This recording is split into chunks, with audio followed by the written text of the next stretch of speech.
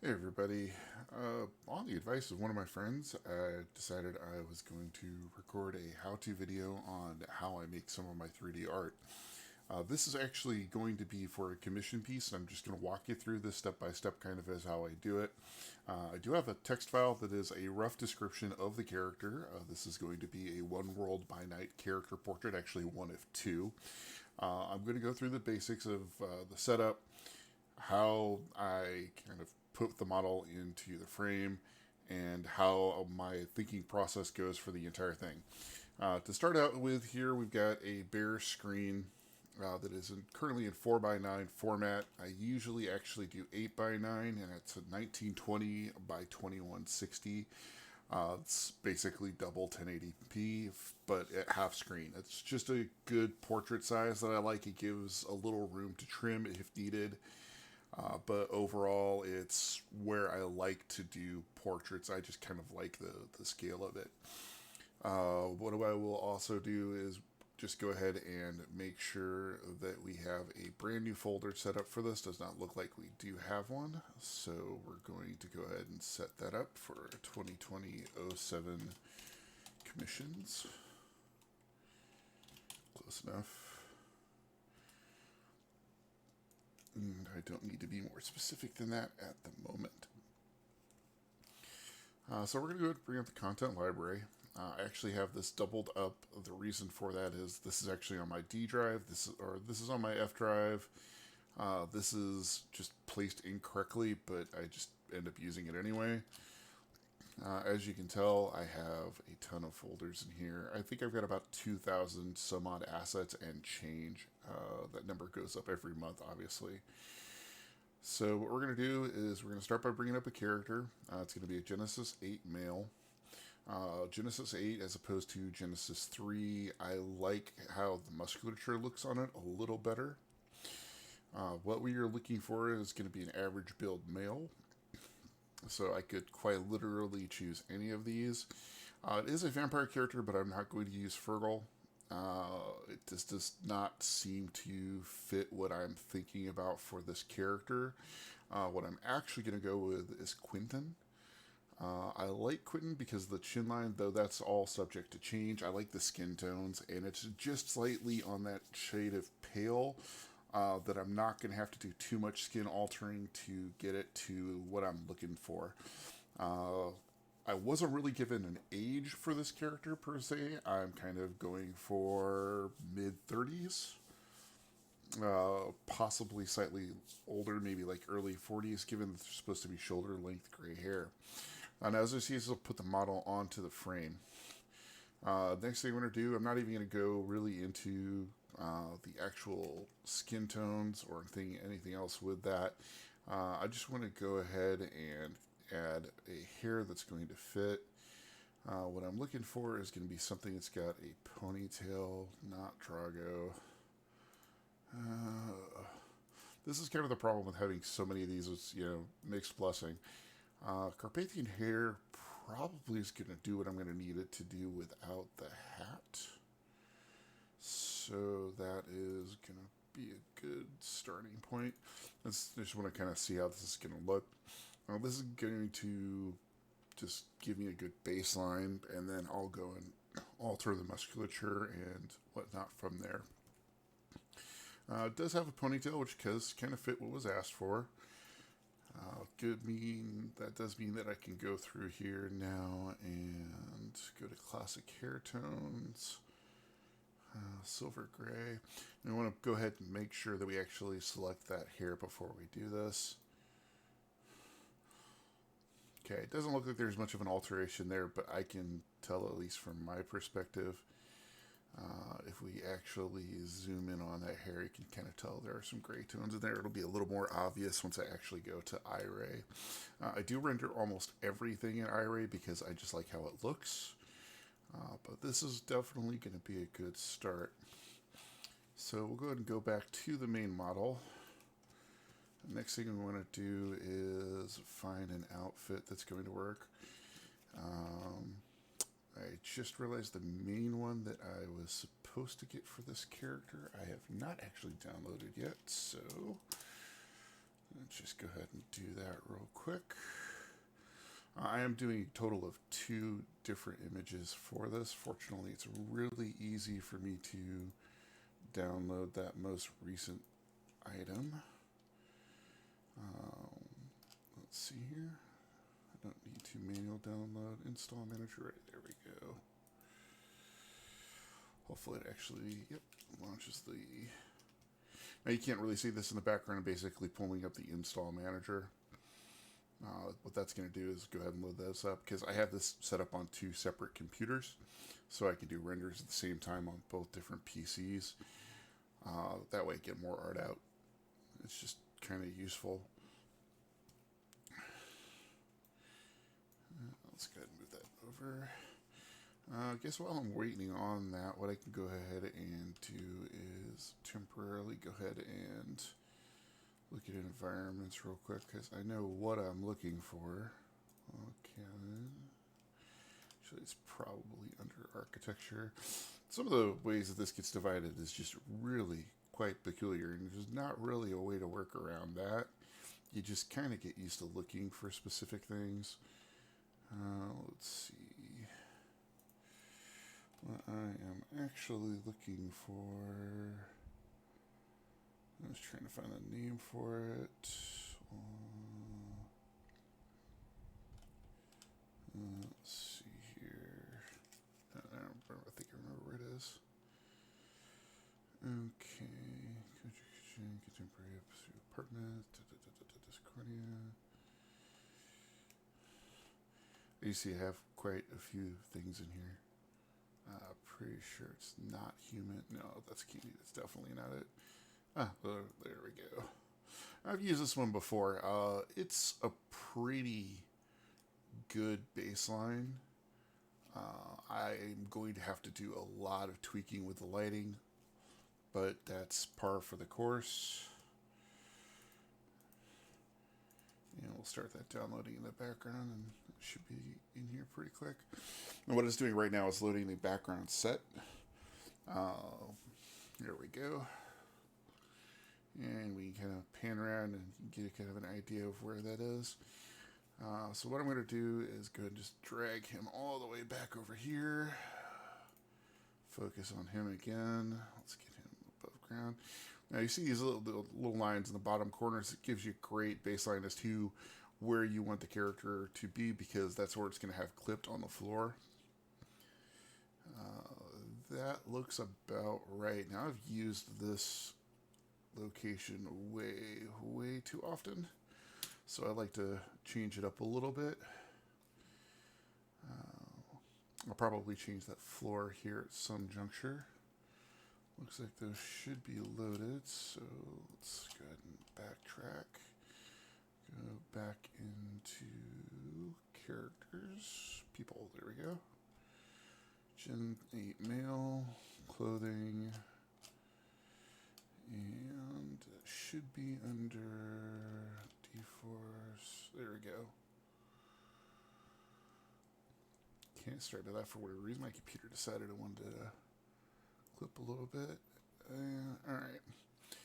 So you want to make sure that Genesis 8 mil is highlighted before you do something like this, because otherwise it's just going to kind of sit there and float in air and not really be attached to anything.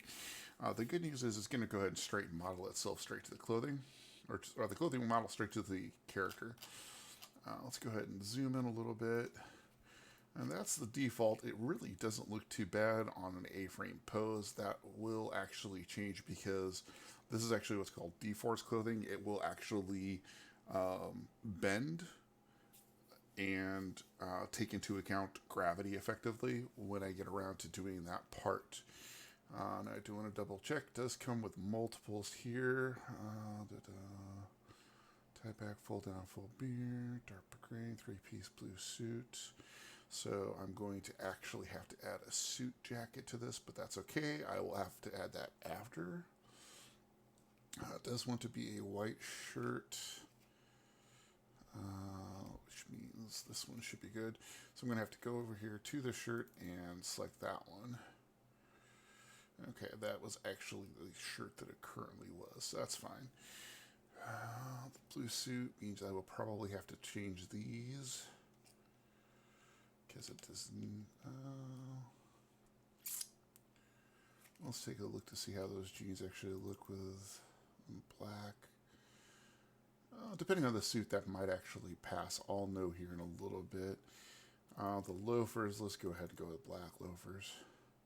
That looks fine. I'm not going to really be able to see those too well anyway by the time that I'm done. So we have the character there. This is all still the easy part. So what I'm going to do now is kind of tweak the shape a little bit for the character. I have a metric ton of different things that I can alter on a character to make it, as lithe as I want it to be, heavy set, bunches of different ways that I could actually do this. Given the fact that this is going to be a vampire character, I am inclined to give him at least a decent body. Not too crazy. Xeno is usually pretty good for just a decent musculature that doesn't look stupidly out of range. A little bit of aged posture is probably going to be fine. This will alter whatever the general pose that I end up putting onto it. But it does give it that look of somebody who is getting older and whose body is kind of bending over because of it. So what we're going to do now is we're going to go to poses. I have a ton here, and this isn't even limited to the Genesis 8 male because I can go all the way back up here. Use that. To just Genesis 8, and I will have more poses up here that are either male or female, depending. Given the fact that he is currently instructing somebody, conversation's not a horrible choice, so this is kind of where I just kind of have to pick and choose until I find something that I actually like. Unfortunately, this is one of those odd ones that it centers on this point here as opposed to underneath the feet. That's easy enough to adjust for, but that doesn't look too horrible.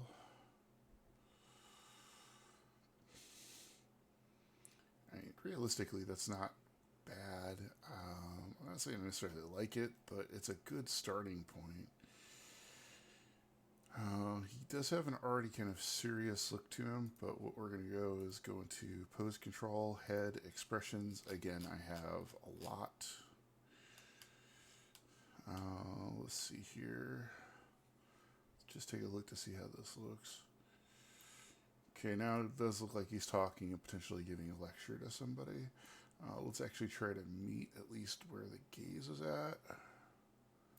Now, I can obviously adjust which direction the eyes are looking, but I'm just, again, kind of toying with it to see what I think. That doesn't look too bad. Okay. So the caveat to a lot of this, and I'm going to remove some of these props temporarily, is that I'm going to be adding a suit on top of all of this, but because it's D-Force clothing, I kind of want to simulate it first. I don't know how well that's going to show in this recording. I'm going to give it a shot. But before I do, save early, save often, right? Again, this is going to be a new directory. 2020 07 commissions. Just that works. And this is going to be backtrack. Let's see here. I'm not even sure if I was actually ever given a character name.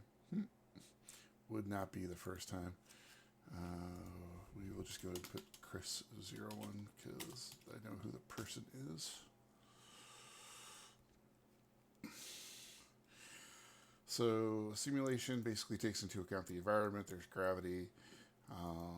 One thing I definitely want to do is I want to make sure that it starts from memorized pose. It basically means it's going to start from an A-frame in that position, and then it's going to attempt to simulate it. So we're going to click that. Now, hopefully this isn't going to take entirely too long. D-Force can be peculiar. It can be pretty memory intensive.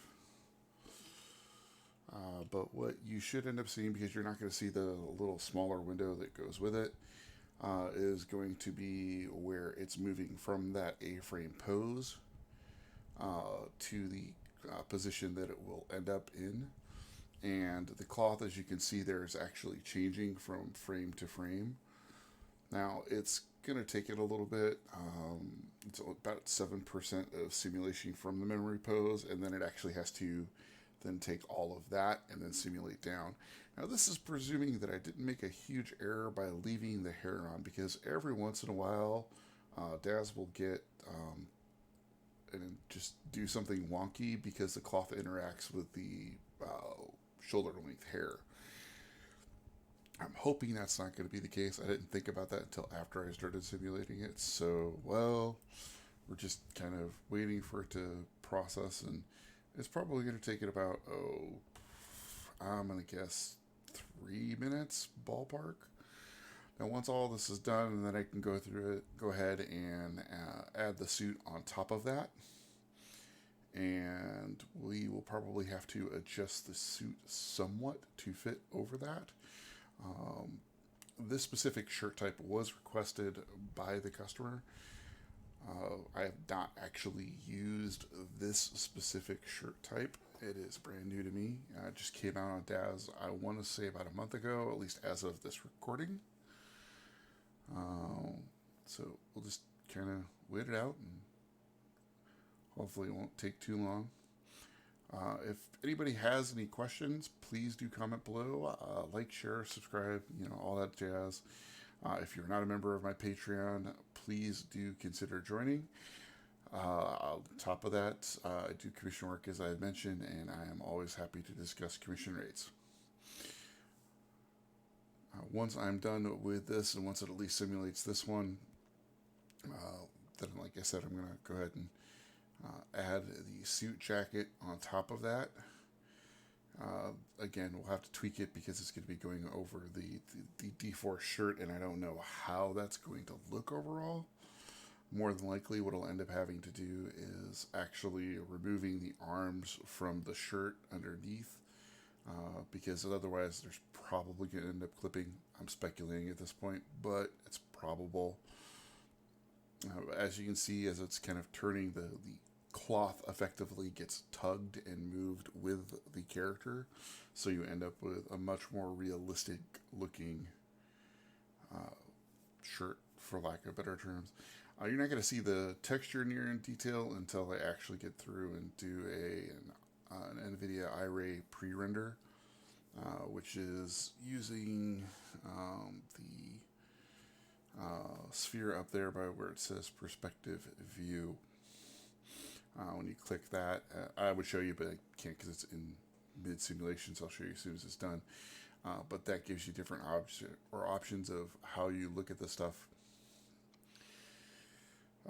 But usually you'll switch between that and the NVIDIA iRay. Occasionally there's another one that's, I think it's like texture and line or something, that when I have to specifically do mesh grabs to manipulate clothing, then I'll use that because it can show me like square by square what it is that I actually need to move. 352 and 75% done, so almost there, or at least simulating for a memorized pose. Then it's also got to take the clothing and say, okay, it has to normalize everything. I love like how you have the creases come into effect in this. There's a couple of newer D-Force tools that have recently come on the market I haven't had a chance to really work with, namely due to the fact that they're outside of my budget at the moment. But when I actually get those, I will definitely do a video on those. And you notice that his mouth is opening and whatnot. Like, it's basically goes from that A-frame step by step, usually about 30 frames overall, to do a simulation.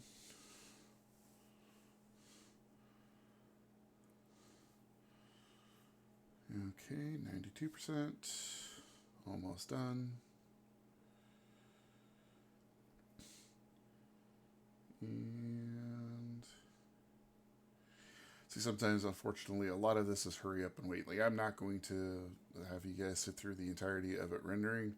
I will probably do a quick pre-render just to show you what that's like on my side.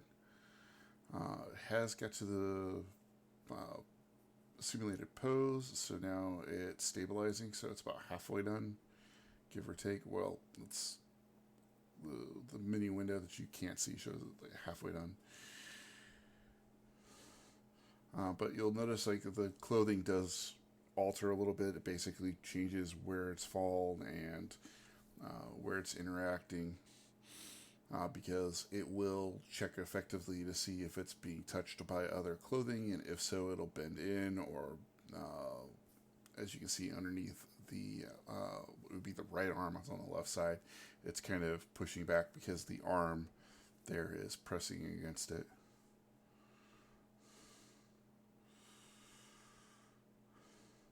This is basically where I go, okay, this is why we save, because if this goes to pot, I have to start from scratch and go from there. The main advantage to the Force is that it does look so realistic. The main disadvantage is just the sheer amount of time that it takes to basically do this part of it.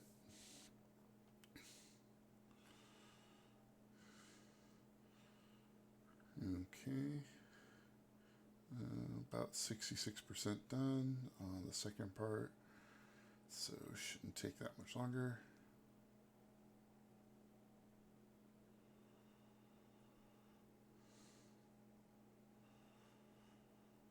It looks like it should be decent. I'm not too worried about much in the way of clipping at the moment.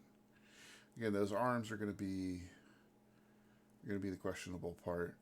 It will definitely look better once I get that suit jacket on there, I think.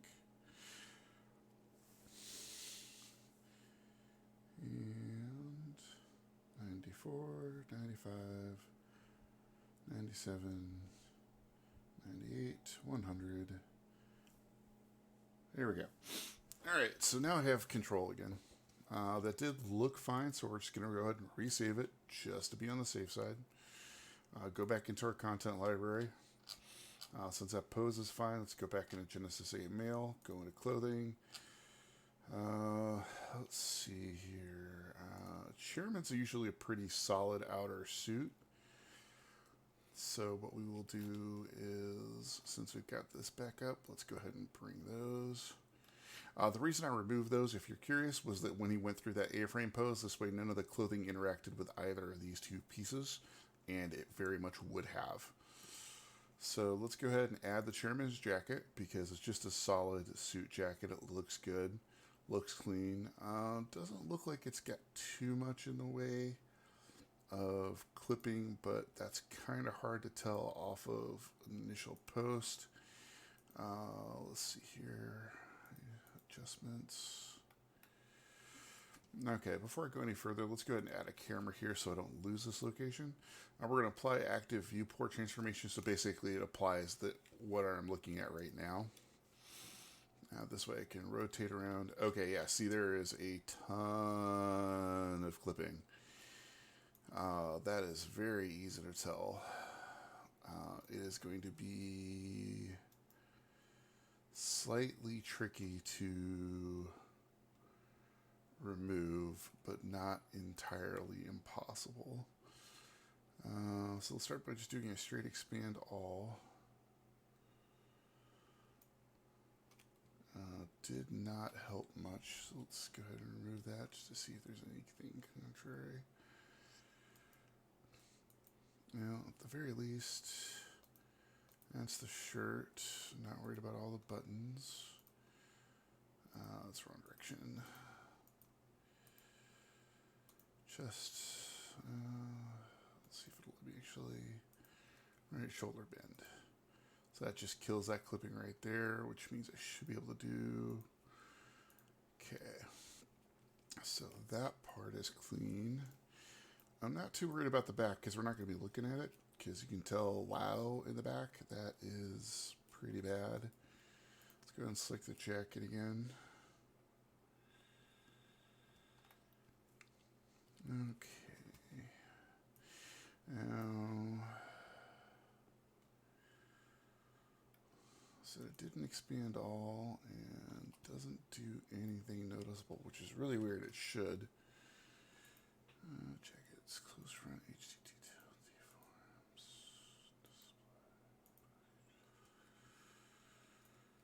forms. Okay. So this is where like the tricky part of this becomes, because I need to figure out how to get this out a little bit. I mentioned this earlier. There's the NVIDIA iRay. This is wire texture shaded. This will let me zoom in. Well, once I zoom in, you can tell how it's got all these squares here. Now I have a tool. This is something that you have to pick up separately. It does not natively come with Daz, but it is available on Daz's website. That is a mesh grabber. So what I'm going to do is kind of go in here, and you'll see how this highlights all of this. Oops, that's not going to work. This is going to be a little tricky because that arm is right there. It's easy enough to get around that problem, but what I want to do is select as much of this as I can. There we go. And what we're going to do is just kind of pull this out a little bit. I'm going to have to rotate this, but that's simple enough to fix. Let's see here. Make a quick note on Notepad. 9.9, 25, 28, 02, right shoulder bend. Because I'm going to move this all out of whack just to be able to get into that. Okay, so we're going to go back to that mesh grabber. I just need to clear up enough of this. Also got to make sure that it actually has the jacket selected first. I just need to clean up enough of this that you can't see that part beyond the arm or in the camera view. It's kind of cheating, admittedly, but it's all about what the camera can and can't see. So we have that selected, and we just want to pull it out a little bit. Should be fine. I'll go back here to the right shoulder bend. And we just have to turn this back to 2802. And there, now you can, basically you can't see it. And let's go ahead and go back to our camera view. Okay, looks good there. Let's go ahead and go to texture shaded. Yeah, looks like that cleaned it up. And you can't tell that, that there was the clipping there at all at this point. Oh, maybe a little in the back. Let's see here. That's, again, easy enough to fix. We're just going to come down here. Switch back to wire texture. Make sure that we have the jacket selected. And again, go to our mesh grabber.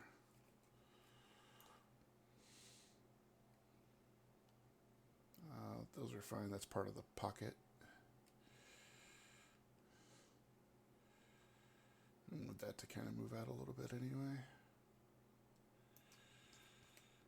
Alright, let's kind of rotate. I want this just to come out just a smidge. Just a schmitz. There we go. And then we're going to go back to our camera view. Yeah, looks solid. So that's all done. That's the easy part. Now it's a matter of getting the lighting done. And this location is notoriously horrible for getting lighting set up correctly. To give a kind of perspective, I'm going to go ahead and save it again. I'm going to go ahead and go into NVIDIA iRay. And what this is going to do is effectively a pre-render. What that means is that the computer is going to say, okay, if I were rendering this in iRay, this is where the lighting is, and it starts by going to this, which effectively will show you where light is reflecting and how it's reflecting as compared to where the camera is, which I still am going to tweak here in a little bit. But it does take it a little bit, depends on the computer. My other computer would actually do this a little bit faster. It has a slightly better graphics card. The computer I'm on presently is kind of my workhorse. It's the one that I will do animation on if I do animation. But you basically, again, another one of those situations of hurry up and wait, hurry up and wait, hurry up and wait.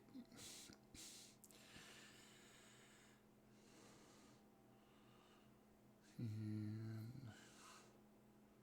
just let it process.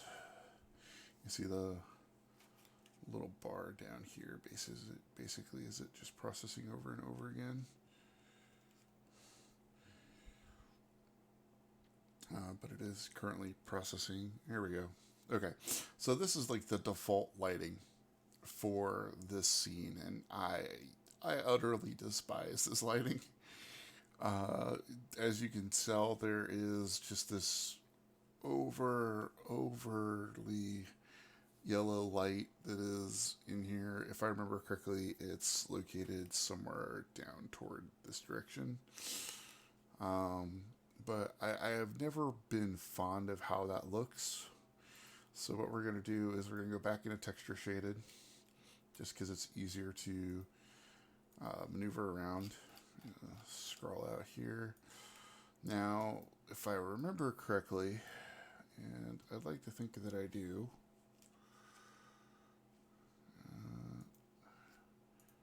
see here. Oh, I hate it when that happens. Sometimes Daz, for whatever reason, will just stop showing the mouse cursor if you press the wrong key. And there's not really a way to get around that. So give me just a brief second here. I'm just going to actually close the program and reopen it. It's going to tell me it's going to want to save, so I'm going to do that. Luckily, I can kind of tell where the mouse is at. It's just, for whatever reason, doesn't want to show it at the moment. Okay, so let's just go ahead and relaunch it. Yeah, it's like you can see the mouse kind of glitching out because there's not actually anything there. So this will take me just a moment to reload. Hopefully.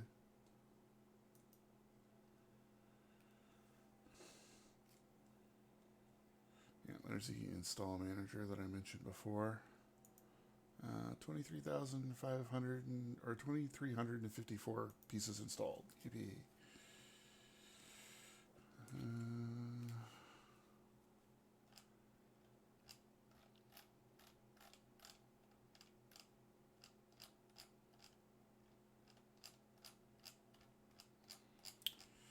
Trying to see why it's not relaunching.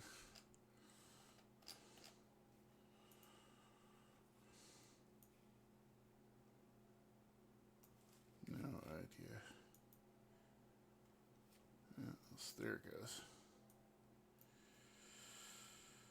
Okay, so let's go ahead and get that reloaded.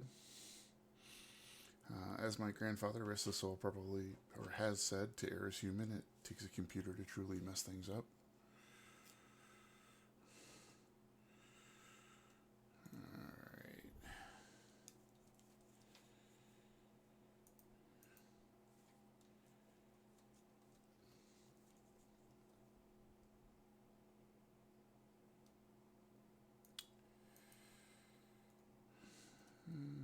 Display capture. For whatever reason, it's not wanting to see it. Here we go. Put that back up there. Alright, so let's go ahead and file open recent.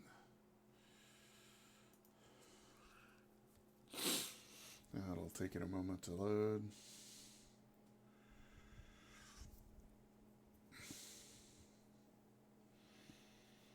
And then we'll go into altering the lighting.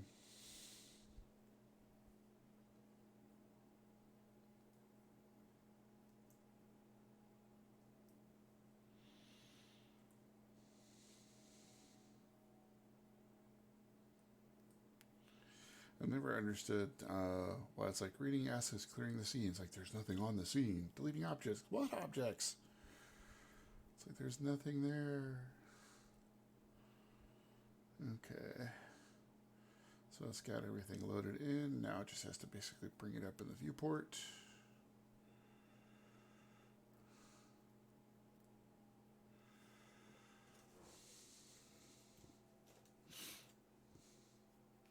All right. So this is basically where we left off. Let's go ahead and focus on him because I'm going to actually turn around. Now, there's a tool here that is a surface selection tool. It allows you to find what surface, so if you want to alter it easily, you can. I'm going to go into here to surface. Now, if I scroll all the way down here, it's going to have emission color and then emission temperature. That is the simulated temperature of the light, which is why it was super yellow. I'm going to bump that up closer to, let's try 5,000. That'll still be a little warm, but it won't be like a cool blue. I'm going to go ahead and again do a simulate of the NVIDIA iRay. Again, a lot of hurry up and wait.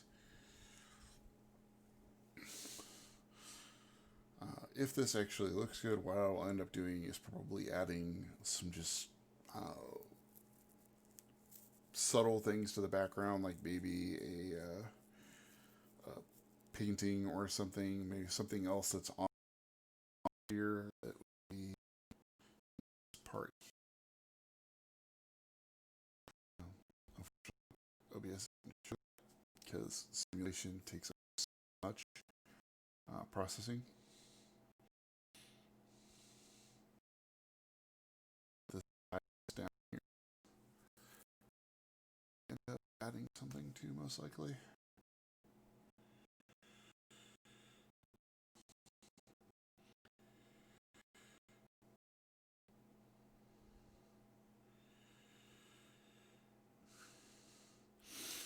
I have thought about upgrading my computer. Unfortunately, it is just not something that is right now in my cards. I do this mostly as it's my passion, along with writing. But I love making art. I was quite happy that I got this commission. There we go. Okay, if you look now, you can tell, and I'm going to zoom in. It won't take much time to re-render over that. There we go. I say that and it slows down. The light is now a lot warmer.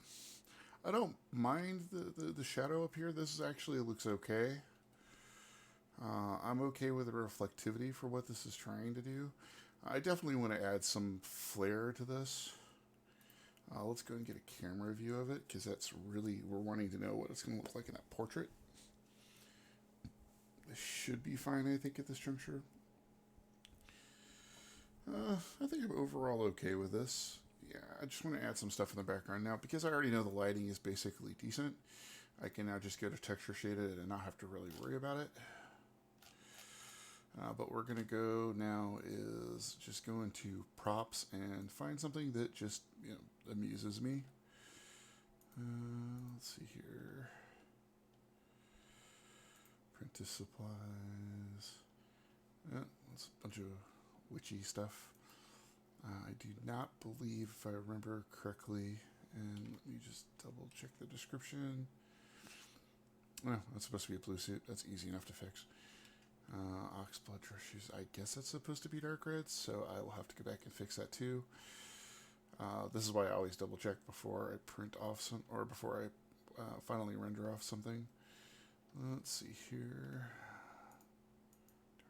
Oh, Gothic, okay.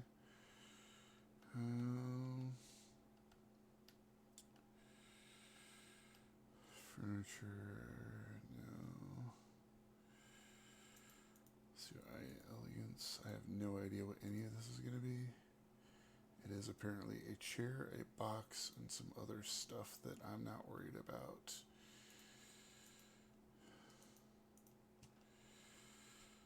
Not really worried about clocks. There's got to be something in here that's just going to strike me. That's cute. No. Modern modules. Well, it's actually a very nice book, but not really to this idea. I'll have to remember that for something else too. I have so many different things that just it's trying to kind of keep everything in my head as to what projects am I working on today and what projects am I working on next week. And the peer props, yeah, nothing there fits.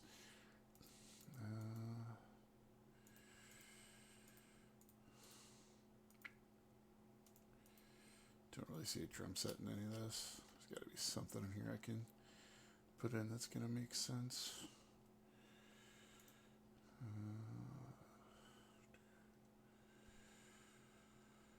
Utopia living.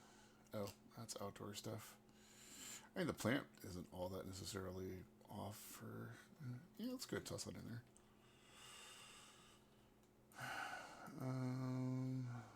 That is set. Wow, that's not what I need. Okay. Just a quick way to kind of cheat things a little bit. Let me go back to make sure we're selecting this. If you want to put something near something else, you can go in here, copy selected items, then paste into selected items. Notice it puts that right there. Let's go ahead and put perspective. Let's add one of those there, and then we're also going to duplicate that because I like a little bit of symmetry. Duplicate nodes. Give me a second one, and we will just run that over here. Is that even going to be in camera? I don't know. It looks like it is. Yeah, that looks fine. Let's go ahead and do a search for painting.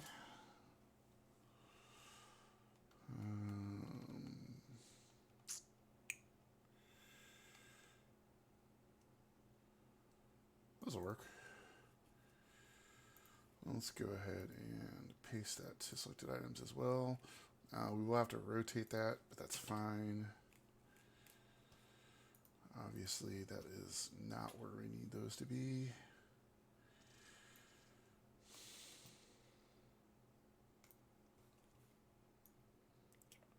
Because I want those to kind of be right on this back wall. Well, let's see if how they fit in the camera view. Alright, so let's go ahead and drop. Oops, I want to select all of them. There we go.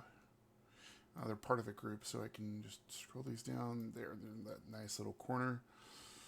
So that gives it a little bit of, just a little bit of flavor, I guess. Let's go ahead and add that one too. Let's actually copy where that is. That's just going to be easier.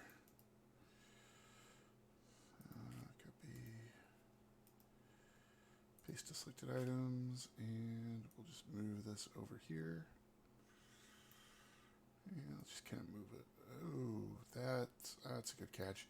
That wall there actually is at an angle then, but that's okay. From this perspective, you really can't tell. So that works. I think that's going to do enough for just kind of background. All right, so now we're going to go back and we're going to select the loafers. The good thing is if it has presets, it's just really super easy to change these. I guess that's about the color he was asking for. You know, all else fails, Google is your friend. Ox blood color. Okay, yeah, that's close enough. Again, then we'll select the jacket. Should be... Okay, so there's not actually a blue, but that's fine. Just means we actually have to go in through the editor. Jacket only has the one. So let's go all the way back up to here. And let's just kind of go with nice royal blue.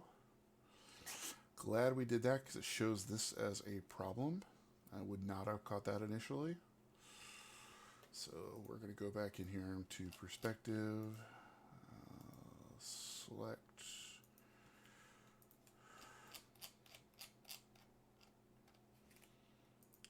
go in here back to wire texture, tools, mesh grabber,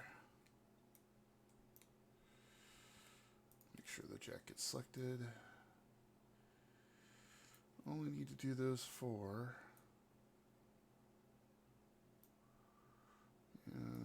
Let's go just a little bit more, just to make sure that's taken care of. And let's go back to the camera view, and back to texture shaded, and it looks good.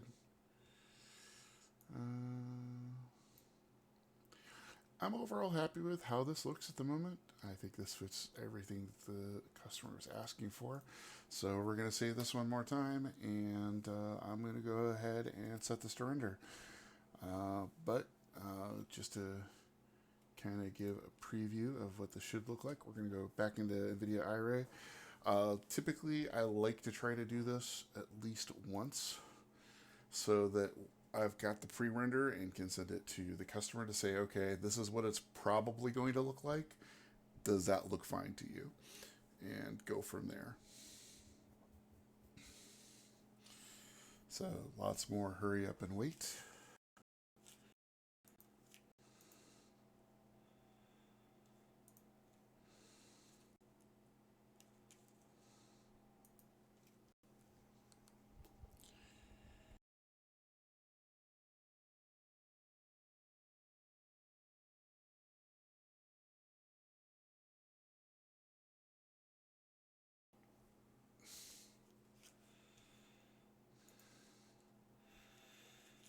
And let's see.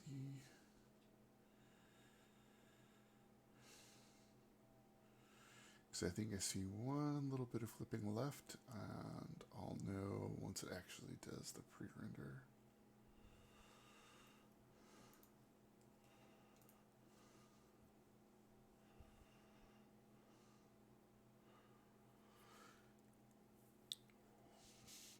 Yeah, really can't tell. I think that blue is a little too blue, if that makes any sense. Like a darker blue makes sense. It's supposed to be a blue suit. I don't remember. Like that was super blue. Like Fifth Element super green. That looks a little bit better.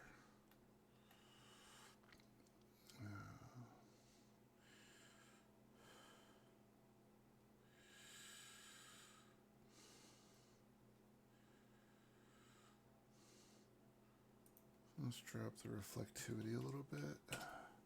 This is all the fine tweaking that I like to do because I want it to look photorealistic, and if it just doesn't look right to me, tweak.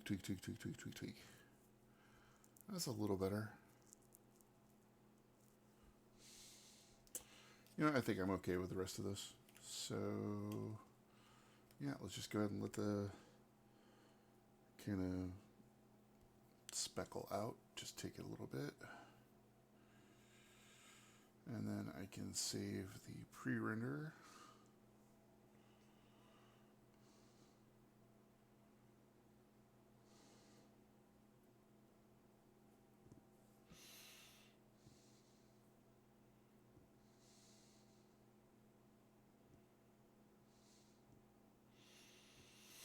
Now, a couple of things I could alter for this that I'm going to talk to the guy about to see what he thinks is if I want to age the character's skin at all, if he's okay with how he looks, and just kind of go from there. I think the pose should be fine. I think everything else looks different enough or distinct enough.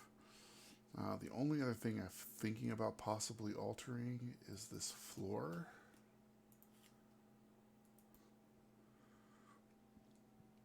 And that will will take,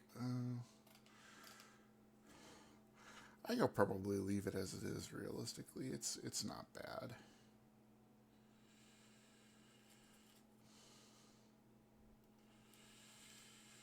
Alright, so go up to File, Save Last Draw. So that saves what's in the window. Renders. And Chris 01 pre-render. And I'll send this off. So that's basically what it takes to set one of these up. It takes me about an hour, give or take. It's usually why I charge between $20 and $40 for any of these. Is just because of the time that it takes to set up, plus all the asset costs that I happen to have wrapped up in this. As you saw, like 2,000 plus assets, and that's just the ones that I've gotten from Daz3D, not the third-party sites. But it does give you a good idea. I hope this hasn't been boring, and I hope it gives everybody a better idea of what I'd like to do and how I make art. So it's been fun, and talk to everybody later. Peace.